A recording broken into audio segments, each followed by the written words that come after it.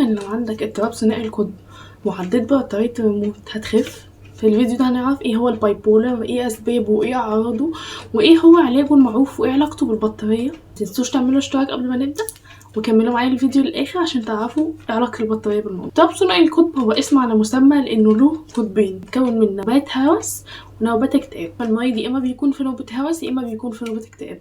اول حاجة هنتكلم عنها هي نوبة الهوس، بتكون بتشمل اعراض زي الكلام السريع والكتير جدا، افكار جديدة وكتيرة وحماس غير طبيعي، سلوكيات جنسية متهورة، صرف مبالغ فيها جدا، عدم الشعور بالحاجة للنوم، خناقات كتير جدا مع اللي حواليه بسبب وبدون سبب، الهلوسة والتفكير المضطرب جدا، الذهان بشكل يومي وده ممكن يخليه يتخيل نفسه ملك او رسول او حد مهم. نوبة الهوس بتختلف من شخص للتاني، فممكن تقعد مع حد ايام، ممكن اسابيع، ممكن شهور، وبيجي بعدها على طول نوبة الاكتئاب. تيجي بعدها بقى بشهر، بسنة، على حسب كل واحد وحالته. في ناس بتوصل في السنة ل4 نوبات متتالية. نوبة الاكتئاب بقى بتكون عبارة عن حزن شديد جدا، نوم كتير جدا وفقدان للطاقة ومش عايز يقوم من السرير، ما عندوش اي اهتمام تجاه اي انشطة كان بيعملها، ما عندوش قدرة على ان هو يفكر بشكل سليم خالص، عنده هلاوس واوهام واحساس بانه شخص ملوش اي قيمة. النوبات دي بتكون بشكل دوري زي ما قلنا، يعني نوبة هوس بعدين نوبة اكتئاب بعدين نوبة هوس بعدين نوبة اكتئاب. ولكن في حالات ممكن يجيلها النوبتين مع بعض في نفس الوقت، فيبقى حاسس بسعادة شديدة جدا وحزن عميق قوي، يبقى حاسس انه عنده طاقة وقادر يقوم ويعمل اللي وراه، ويبقى حاسس في نفس الوقت ان هو مش قادر حتى يقوم من السرير. ايه السبب اللي ممكن يوصل الانسان لكده؟ في الواقع الأسباب اللي احنا نعرفها حدوث تغيرات في الدماغ والناقلات العصبية زي السيروتونين والدوبامين، أو إن يكون عنده خلل في الهرمونات زي هرمونات الغدة الدرقية، أو وجود تاريخ عائلي له علاقة بالأمراض النفسية.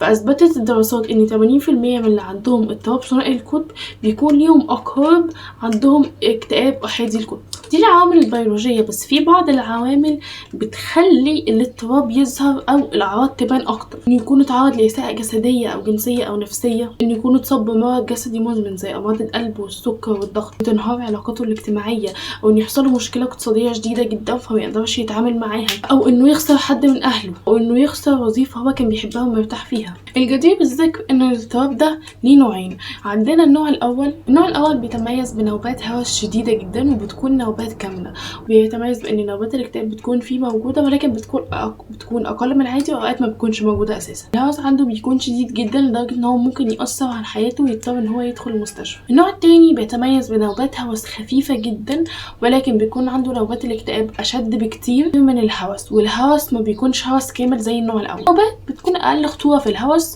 ولكن بتكون نوبات الاكتئاب قادرة إن هي تأثر على حياته بشكل جذري بسبب الاكتئاب الشديد. وعلى الرغم من إن المرض ده ما اكتشفش امبارح واكتشف في آخر القرن ال19 الميلادي على إيد عالم النفس ميل كوبلين، إلا إن لحد دلوقتي فيه صعوبات شديدة جدا في تشخيصه. المصاب ممكن يقعد 10 سنين عشان يقدر بس يتشخص صح. طيب ليه بيتشخصوا غلط اساسا؟ اول حاجه عدم الوعي الكافي، وده اللي بيخلي المريض اساسا مش عارف ان هو عنده اضطراب. هو بيكون فاكر ان دي حاله عادي من الهوس، انه انا دلوقتي عندي طاقه وقادر انجز واعمل اللي عليا وعندي نشاط عادي.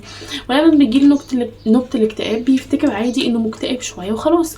ولكن مساله ان هي النوبات دي تتكرر بشكل كبير ومساله الهلاوس والذهان هي مشكله فعلا مش بسيطه. تاني حاجه عدم وجود الدعم الكافي، ان اللي حواليه ما بيكونوش فاهمين اصلا ان هو عنده اضطراب. ثالثا وده الاهم، ان التشخيص بيكون صعب جدا لان مفيش اشاعه او اي شيء يثبت وجود خلل اساسا. وكمان بسبب نوبات الهوس اللي بيكون فيها هلاوس اوقات كتير ممكن يتشخص غلط بالفصام. والكارثه الاكبر بقى لو اتشخص وهو عنده نوبة اكتئاب، فلو حد شخصه ساعتها بالاكتئاب وخد مضادات الاكتئاب بتعمل معاه نتيجه عكسيه. فبدل ما ان هي تقلل حده الاعراض، لا، لو في نوبه هوس جايه او بدل ما هتيجي مثلا كمان شهر، لا دي هتيجي كمان اسبوع، ويسرع ان النوبات تيجي ورا بعض مش بيهدي الاعراض. والجدير بالذكر واللي ملوش اي تفسير علمي ان اغلب مصابين الباي بولر بيجي لهم امراض مش نفسية زي أمراض القلب المزمنة زي السكر وزيادة الوزن المفاجئ. في النهاية بنوصل للعلاج وإيه علاقته بالبطاريات. أهم نوع أدوية بيساعد في الحالات دي